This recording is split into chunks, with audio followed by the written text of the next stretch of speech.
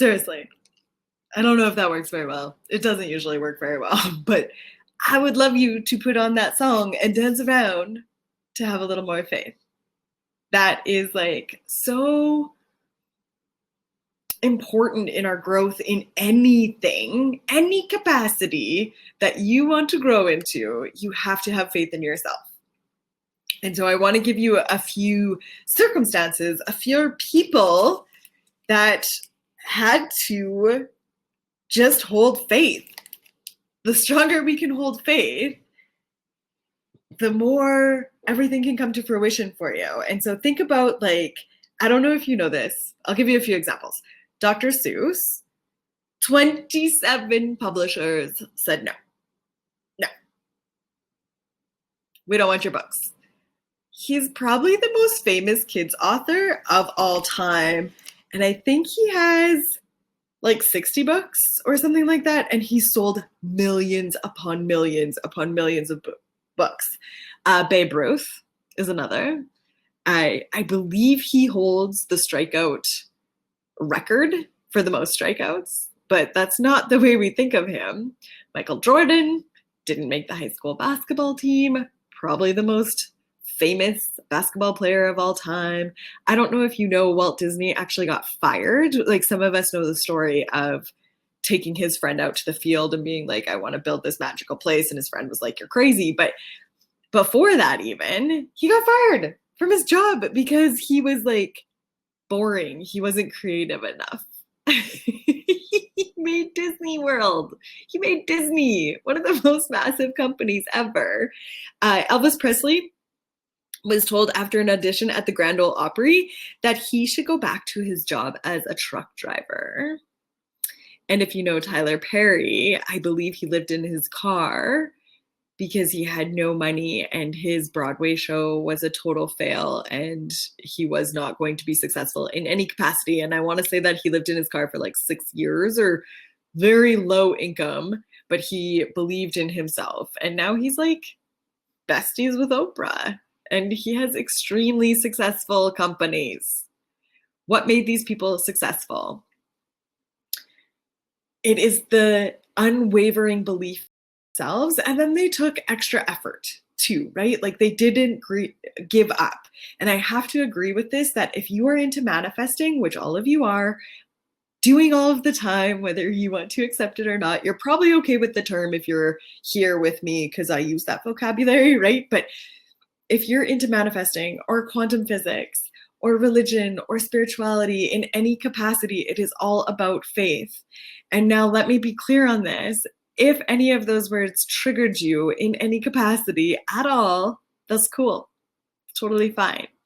You don't have to use the words that I use, or for me, like religion and God were quite triggering for quite a while. I had some injuries to work through there. I couldn't use the word God for a super long time without it being like stuck in my throat or being like, oh, here we go, or all of those things. And that's not because there's anything wrong with that. That's just like what my past experience was. So I want you to, like, if all of those words don't connect with you, then just look at it as total freaking belief in yourself. That is faith. I know I can do this. That's it. It doesn't have to be complicated. It doesn't have to be tied to anything else. It can just be faith in yourself. If faith in any other form makes you uncomfortable, okay? So regardless of how you look at it, success follows faith. There are not successful people that don't have faith in themselves in some capacity. Can we always grow on that? Absolutely. But it is a non-negotiable that success follows faith. Let's just be honest and call a spade here. Faith is often the part that we give up, the absolute, like, first thing we give up, faith in ourselves. That's been my experience. It's been 99.99% of my experience with all of my clients, people in my life. I see it all the time.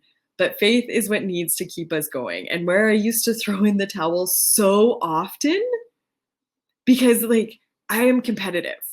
And chances are you are a little bit competitive with yourself too in some way. I just want to say capacity 1,000 times today, apparently.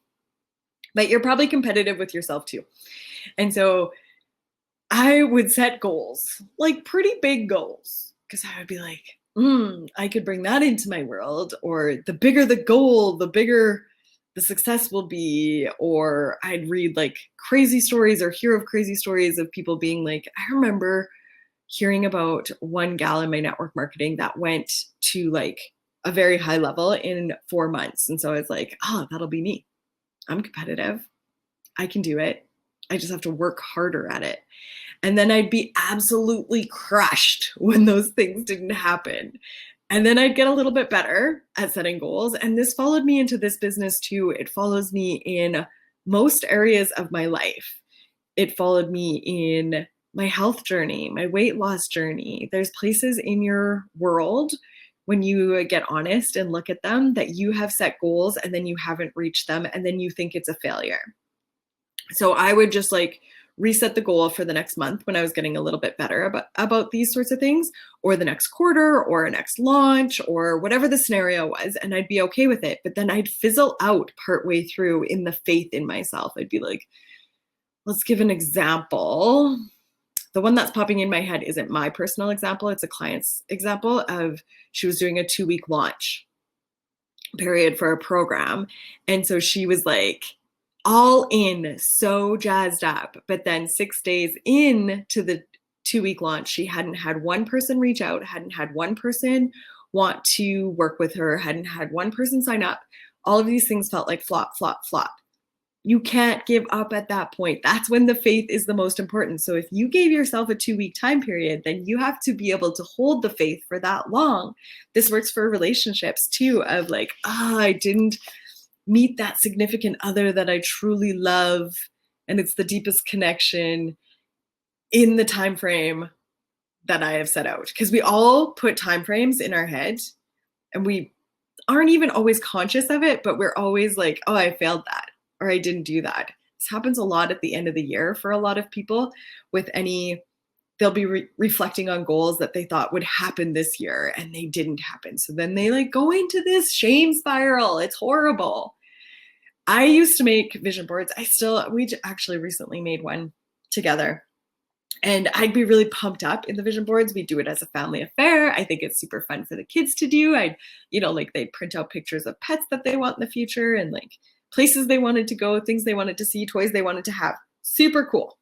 I would put like traveling things or money goals or like titles that I was working towards or certificates or achievements of some sort on these things. And for a lot of people, not a lot of people, for some people that works great. For other people, that doesn't feel good. So I would look at my vision board, but I wouldn't be excited or emotionally attached to it. I would actually look at it with some shame of things that I wouldn't accomplish. So I've taken tons of trainings on vision boards. And there was one lady in particular that said you need to break it into, I believe it was quarterly or monthly, and then quarterly, and then a yearly goal. So you would have 3 sections is how it would look. And so the first section would be like what you want to accomplish in the month. And then it was cool because you would like take things down. It was more like a bulletin board, and you would put them in your like success pile or your achievement pile. And it was like, cool, great, I'm achieving these things. But then if those things didn't happen and I had to keep them either in the month or I had to keep it in the quarter, or it didn't work out like I had initially planned, then each time I would go to that vision board in the future, I would feel a place of lack. Let's be clear that having faith doesn't feel trustworthy, because all the shit and the doubt starts to pop up for you in some fashion. Like, you're not doing enough. You aren't doing it right. You're not lovable. You aren't smart enough. You're not in the right field. You weren't in the right place. You didn't make the right decision, or I don't have enough time, or like on and on. This is your ego, and it's all keeping you super safe, and it wants to keep you where you are because that feels safe, even if it feels uncomfortable. And that's great. Your ego has to stay. It will never leave, but this is my ego. You will not drive. You will sit in the passenger seat. You won't be the driver any longer. And lots of us allow the ego to be the full-time driver. And so I just want you to be aware of that when those limiting beliefs come up, or you're not being worthy, or that you're not enough, or who are you to think this, or comparing yourself or judging yourself against others, that's ego. And you can be like, I love you, feel it, feel the uncomfortableness, feel the unsafeness, feel the like unworthiness. Try to like go back to where it came from. Like that's an inner child piece for sure when those things come up, and get really clear on that. But that's not what today's training is about, because that's a really deep process, to be perfectly honest. Sometimes we need to go back, and that's what I work with one-on-one clients with, that we need to go back further and further. Sometimes you can. So if you were like, I feel judged, dig back. When was the first time you felt judged? And it will take a while in a journal if you want to do this process of like, I felt judged when this happened. Okay, cool. That was in my 20s or 30s or whatever. I felt judged when this happened. Okay, cool. Backwards. Just keep going backwards of when you felt judged the first time. And so then you can recognize that, you know, as a 5 or 6-year-old, you felt judged for something. The perception was that you were judged. And so you can give that little person of you, picture yourself at that age, whatever age comes up for you. I'm saying 5 or 6. That's just what popped in my head.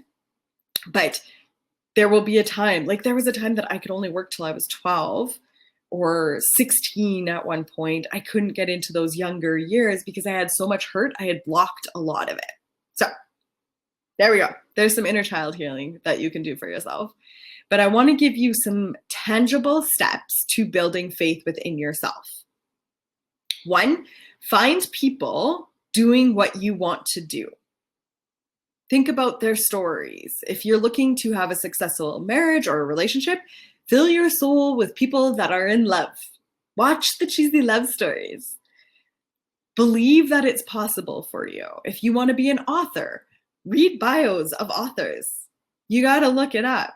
Look up how Elizabeth Gilbert started. It wasn't just like she was 20 and she decided she was going to read a book or write a book and then she was super successful. Didn't work that way, right? But really get into what their success story is. So not their bio and like, oh, they have 3 kids and they live on a ranch in South Dakota and they like mac and cheese, whatever that is. Not that type of bio. Read about how they got started. Read about how anybody got started in whatever you want to do in your life. If you want to have a successful membership program, let's say, find people and stories that support this.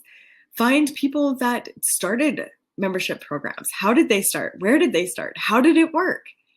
If you want to start a coaching business, find successful coaches with similar lifestyles to you. I will say that with everything that I just listed above there.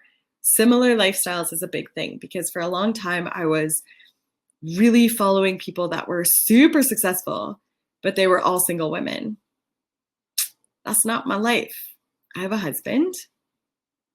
I have children. I needed to find, not that everybody had to be married just because I was married, or not that everybody had to have 3 children. Like, it doesn't have to be the exact, but when you are comparing in your mind, which you all are, whoever you're following, you need to like make it apples to apples, not apples to like potatoes. Totally different. Not even a fruit. No. Potatoes are roots. There's been so many vegetables lately that I'm like, oh, that's actually a fruit. Crazy. I didn't know that. Avocado. But find people that are in that area that started something that you want to do, and then build your faith in that is possible. Don't compare your stories. So just start a little section in your journal. Get really like, just flag it for yourself so that you can keep adding to it as you go, or you can go back to it. So when we're struggling with money, for us, when we're struggling with money, I sought out super successful people that had had money issues in their life, or had a start to their business that wasn't like thousands of dollars straight out of the gate, tens of thousands of dollars. Those are the people I was comparing myself. Oh, their launch was just like 50K, just like that. No, those weren't good for me. Okay. So I needed to, because money was so tight for us at the time, I needed to set the intention that I wanted to bring that into my life. And all of a sudden, without intentionally seeking it out, I was listening to podcasts and I was hearing about like, oh, Ed Milet pops in my mind. I heard one with him years ago where he was like, he claimed bankruptcy in the beginning of time. He was completely unsuccessful in everything he did. And now he's one of the richest men out there, right? Jeff Bezos. Some people don't like Amazon, so don't let that trigger you. But he started in his garage, right? It wasn't like he opened this company and it just went massive overnight. For some people, that does happen. But if it's triggering for you, then find people that are more comparable. David Nagel, he had claimed bankruptcy. That was helpful to me because we were teetering on the thoughts of declaring bankruptcy. And I couldn't believe that that's where we were when, 3-4 years prior to that, we were very successful financially and had a lot of assets and had a lot of cash. And it was like, oh, I can't believe we went back to this place. How did we do? What did we do here? And you focus on the failures. So seek out people that are successful in the area that you're wanting to grow so that you can kind of live in that, and be mindful of who you're spending time with and what you're talking about. Misery loves company. So take an honest look at the people in your life. Are they at a similar financial state if you're working on money? Are they at a, like single ladies will hang out with single ladies, or people that are trying to lose weight will hang out together. And then they will be like, it's okay that you ate the cookies, or it's okay that you did this, or this was one of my stories. It's okay that we want to bake. It's good to bake for our families. And so we can intake all of the food. That wasn't healthy for me either. I can't be around that. I could still hang out with those people, but I wouldn't have those conversations. So watch your verbiage on who you're hanging out with, because it can quickly slip into negativity, to be perfectly honest. Not saying cut these people from your life. You probably have a beautiful relationship. If you don't, cut the people from your life. But if you have a beautiful relationship with them in some other way, focus on the areas where you can have a great chat about things together. What brought you together? Don't talk about the money, or don't talk about the weight, or don't talk about starting a new business.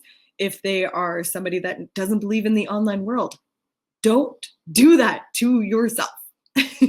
That is a form of self-sabotage right there. And it will make a big difference in how your mindset plays out on a regular. One simple conversation, one slip up from one person that doesn't understand how much you're working on building your conscious mind, that will repeat through your head over and over. So for example, I had people in my life that were also in the coaching industry, and they would say little tiny things. I was part of a mastermind with a few amazing ladies, but they would say little tiny negative clips, and then those would play through my mind for a week or two after. And so that mastermind wasn't good for me. It was detrimental to my mental health on building success for myself. I had to kind of create my own little bubble, and it was a little bubble for a bit. Doesn't mean that you're always going to stay in that bubble, but if you notice that you're slipping when you're talking to people, then you have to separate a little bit. You got to compartmentalize that stuff. What are you focusing on? What are you really excited about? And stay within those people. You will want to reach out to those other people because, again, this is your ego being like, stay safe. These are your people. They love you. They trust. You trust them. Yes, that's all great. But lots of times those people will be relationships that you've grown at a certain circumstance in your life. And so it's really hard for you to push through that with them in your face on a daily basis. I had to stop talking to my mom on a daily basis. We used to talk all of the time, and she's a positive person. She's a coach. She's in the industry, all of these things. But there would be her insecurities would be mirrored through me. And I would be saying things that I was like, I don't even know why I said that. I didn't feel like that until I got on the call here. I had to cut that out for a bit. Just be mindful. So your second piece in building faith within yourself is to build confidence. Confidence is built on feeling successful. So set tiny little goals that you're going to keep no matter what. Tiny little goals, not big ones. These aren't your big dreams that you really want. I'm all about that. Dream big, dream bigger. Do not hold yourself back. I believe in you. You will freaking do it.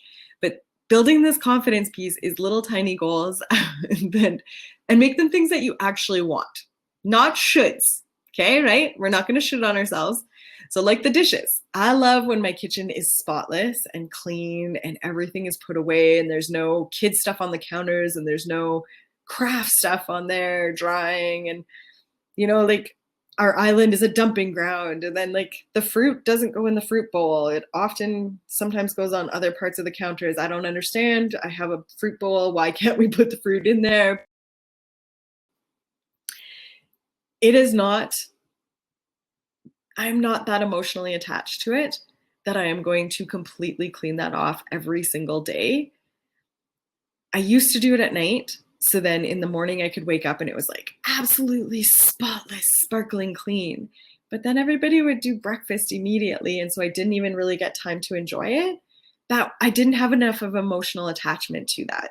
And so don't make it this big thing. Now I'm like, okay, the island has to be cleared off daily at some point. I have one tray in the middle. If the things don't fit on the tray from everybody, the things get put away.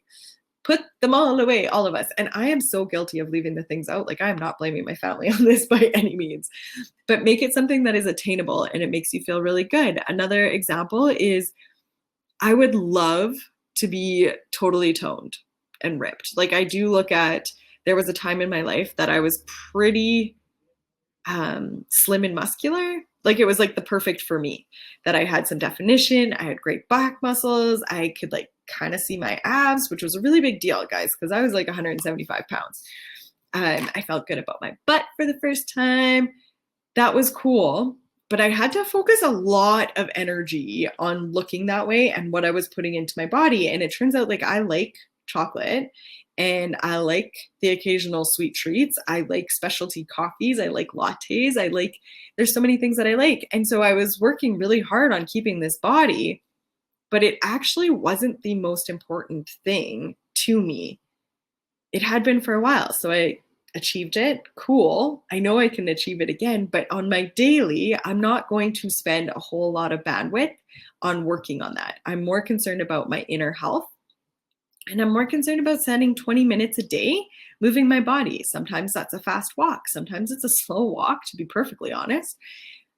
Yoga is usually in there. And usually I work out, move my body. I like the word movement.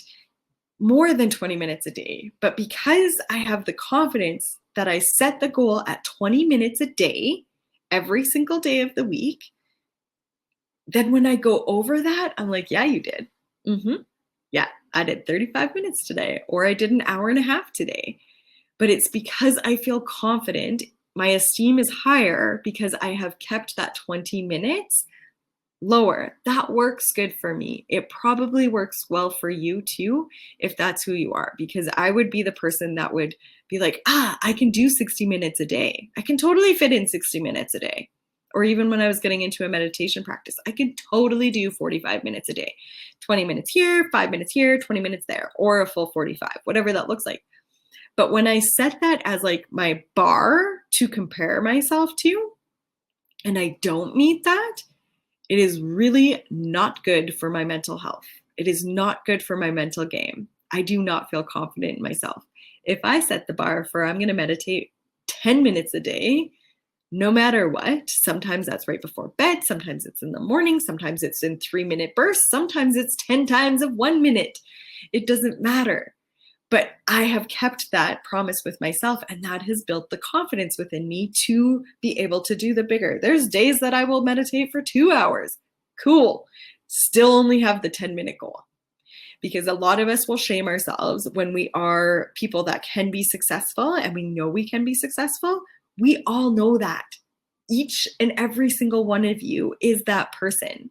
But where are you setting the bar too high to self-sabotage yourself, right? So experiencing success on a mini scale is the piece that truly, truly matters so that we can grow the confidence. And do this in business goals. Do this in relationship goals. Do this with your children. Do this with your neighbor, whatever that looks like for you. If we've never done something before, keep this in mind. We aren't likely to start off with killer confidence. And so if you are building a business, or you are trying to get out of debt, or you're trying to find a significant other that is really important to you, you are not going to start out with this confidence of like, yes, everything I want in the world is possible. That's fake. That's so fake. Think about learning to play the piano. And if you already play the piano, think of a different instrument. But you're not going to start out like the first day playing Mozart, or even the first month, possibly. Depends how much you practice and what you put into it and the energy and all of these things. But we often do this. We set these tall expectations that we want to believe, and we actually don't, which we'll get further into in a second here. I want you to think back to the first subconscious training, right? Building faith has a lot to do with that thinking feeling loop that we get into. So like if you're a scorned lover and you're not going to jump for joy in a new relationship of like if you were cheated on, for example, you're not going to 3 months later go into a relationship and be like, no trust issues at all. I don't wonder where he or she is when they don't answer their phone. Of course you do. You have been scorned. You have been hurt. Our brain holds on to that because we have more of an emotional attachment to it, right? So think about how our brains are wired to think of the past failures rather than our successes. That like think feeling loop go into this. We are way more likely to go into like, oh, I failed at that. Oh, I wasn't good at that. For me, when I was starting my business, it was like, you've tried a couple other businesses before and they didn't really work out. Why is this any different? That's all my logical mind. That's all my ego mind in there. And so we get into these nasty little shame guilt spirals within our thinking. It doesn't matter how many times or in how you perceive failure. That's your perception. It's an opinion. It's not a fact. This week's homework is to make a list of all of your successes. Now, some clients have froze right here and been like, I'm not successful. Or in their mind, they'll do it. Sometimes they'll say it out loud, but often I can just kind of see the glaze of like, I don't know what I'm successful with. Because all of those so-called failures pop up. Let's reframe this into when are times that you felt truly happy. For my travelers out there, think about the big trips you've planned and went on. I have never traveled to Europe, but I know traveling somewhere like Europe, there would be multiple flights involved. I would need to know where I'm staying when I got there. I would need to know the language. I would need to know the bank system of some sort, whether like if I'm going to use euros or wherever it is you traveled to. You were successful in doing that. You went on the trip. You booked it all. You figured it all out. You did it. For parents, think about the feeling of that little one in your arms for the first time. Or there might be like little moments, pockets of time that speak out to you. And excuse me, if you've purchased a house or a new car to you, how were you feeling the first time you were in it? When it was like actually yours. For me, when I moved in with my now husband, I remember falling asleep in total feelings of gratitude, even though that was not my vocabulary then at all. But I was like, wow, this is a really magical relationship. This feels so good. Like there are certain nights that those are frozen in my time because I have an emotional attachment to it, frozen in my mind of just feeling so good and so grateful for all that my life looked like at that time. I remember the first time that my oldest son called my husband dad, and the look on my husband's face was just like, he just said that. Oh my gosh. Like that is such a good feeling, right? That's success. That's a successful moment. I remember a big job interview and the call when I received the job, and I was just like so pumped, so ecstatic. I remember the feeling of buying my first new vehicle with cash. That was a cool feeling. It was like, I have cash for this. I remember moving into this house and sleeping on a foam mattress the first night, and just the feeling of like, holy crap, we did it.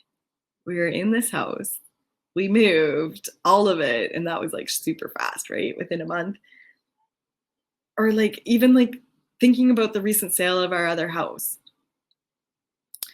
Maybe it's even when you put on a pair of shoes that you feel especially like kick-ass in. Or think about the last time you got a haircut that you totally loved. Or like an outfit, a piece of clothing, something that you felt great in. Those are all successes. I want, like, when you feel glorious in something, that is success.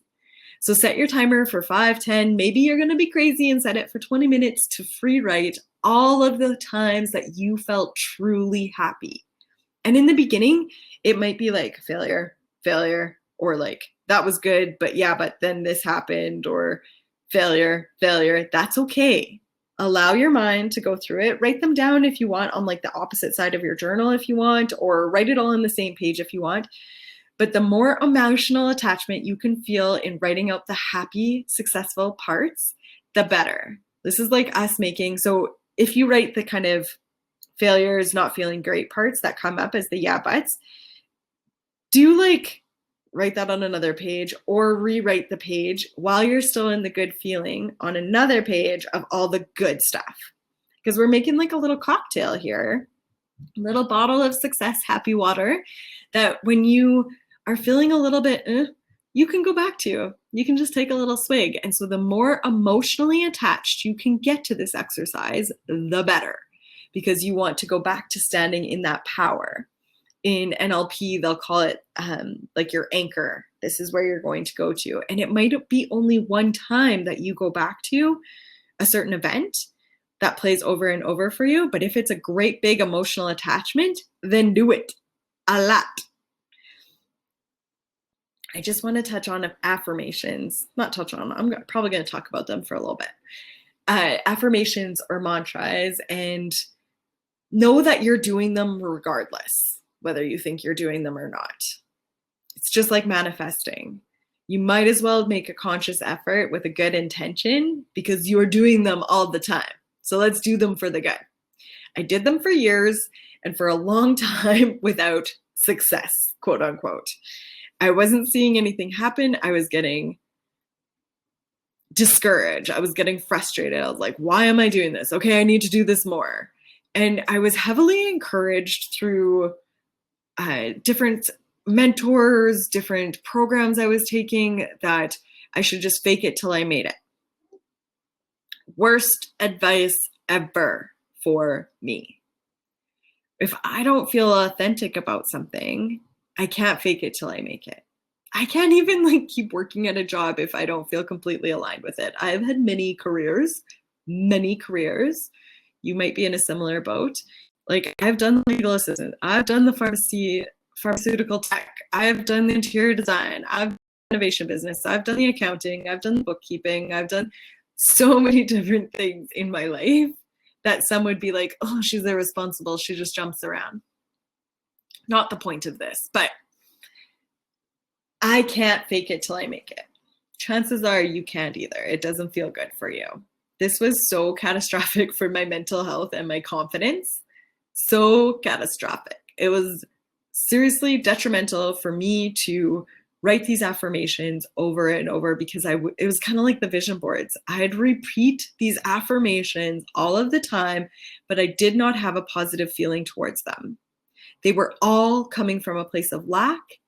They were coming from a place of fear of not being enough, fear of failure, fear of not bringing in the money, fear of being too much, fear of being judged. All of that crap was attached to my daily mantras. All of that. It was all a place of lack. And so I'll use the money example because it's quite an easy one. If you have an amount of debt that you are, and we've talked about this in calls before, I know, but it's important, you guys. If you have debt that you want to pay off, saying I am debt free, and it's a heavy burden of debt right now, that doesn't work. You don't believe it because you're like, feel like you're drowning in it all the time, or hoping that your debit card doesn't bounce at the grocery store, or like checking it on the app right before you go in, and you're literally thinking about, I can only buy these many groceries because that's all I can afford right now. And you're like tallying it up in the cart, or when your children asks for something, or a bill you weren't expecting comes in. So writing I am debt free for a lot of us doesn't actually work. If you can get into the feeling of excitement about it, awesome. But same thing for if you are in a relationship where you aren't feeling great about it, or you're feeling really like, we'll go back to the cheating. If somebody has cheated on you and you are in that relationship saying, I am so loved, I loved this person as your mantra, or I am whole, or I am never cheated on, don't use a negative in your affirmations. I am not does not work. I am never does not work. Those are negatives. Keep those out of there. It's got to be a positive present tense moment, but I just want you to understand the importance of feeling good when it comes to your affirmation or your mantra. And much like manifesting, again, you have a daily mantra you are already playing in your head. You're already saying this to yourself. So whether it's something you're avoiding, for me, this was the money piece, right? And my bank account, I would avoid. I didn't want to look at it because there wasn't enough in there. So I didn't want to look at it. Or telling yourself that you're a procrastinator. I did that a lot too. Jen, you're just being lazy. Go do that. Or I never get done what I wanted to.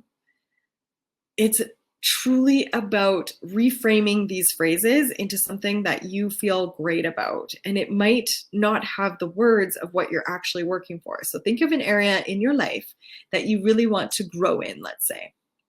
I want you to just pick one area. And I assure you that the ripple effect will happen, but just pick one area. You can do an affirmation session if you want and create many that are specific to you. I don't find this personally super helpful because I feel like we bounce all over the place energetically.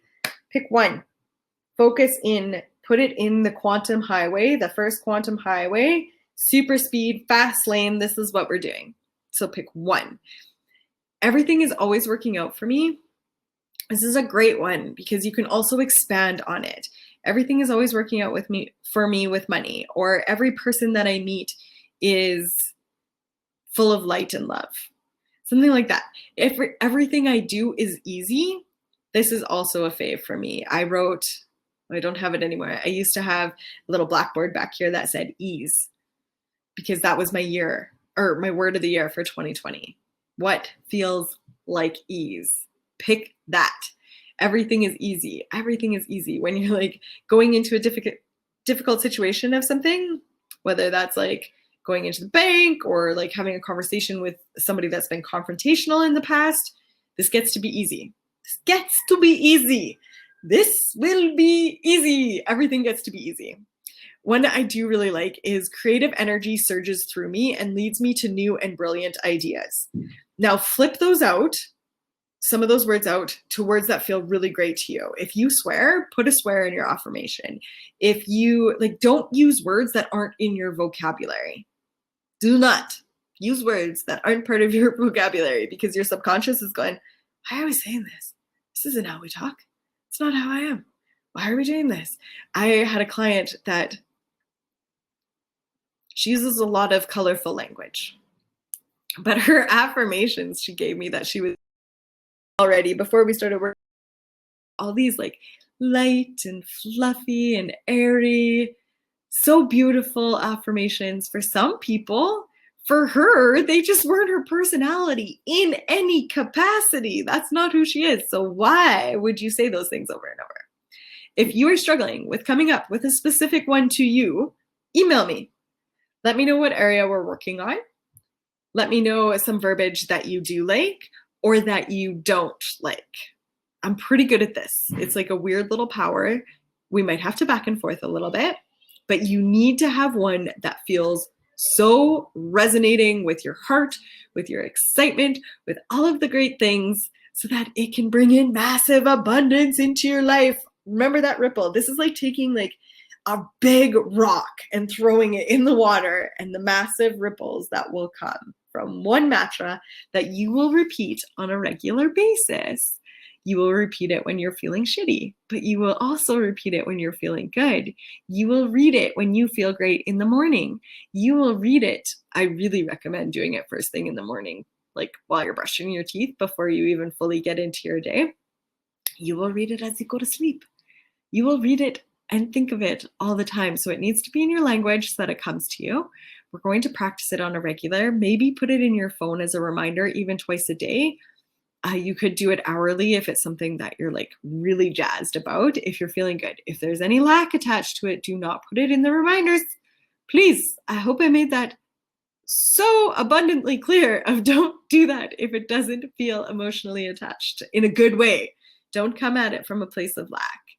So I know this was a longer training. Thank you for hanging with me.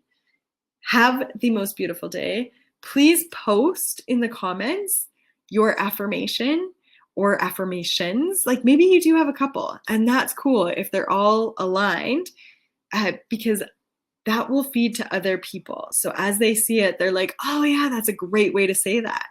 Trust yourself. Trust yourself to put it out there.